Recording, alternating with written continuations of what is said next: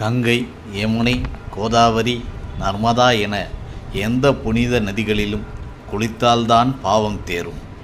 ஆனால் பார்த்தாலே பாவம் தீரும் தீர்த்தத்தை பற்றி நீங்கள் கேள்விப்பட்டிருக்கிறீர்களா? ஆம், பார்த்தாலே பாவம் தீரும் புனித தீர்த்தம் இங்கே தமிழ்நாட்டில் திருவள்ளூரில்தான் இருக்கிறது. திருவள்ளூர் வைத்திய வீரராகவ பெருமாள் கோயில் வலதுபுறம் இருக்கும் அந்த தீர்த்தத்தின் பெயர் ஹிருதாப நாசினி என்பதாகும். இந்த புஷ்கரணி தீர்த்தத்தை பார்த்தாலே போதும், நம் பாவங்களெல்லாம் போகும், மனதில் இருக்கின்ற கவலைகளெல்லாம் நீங்கும், இருதயத்தின் தாவங்களெல்லாம் நீங்கும் என்று ஸ்தலபுராண பாடல் ஒன்று கூறுகிறது.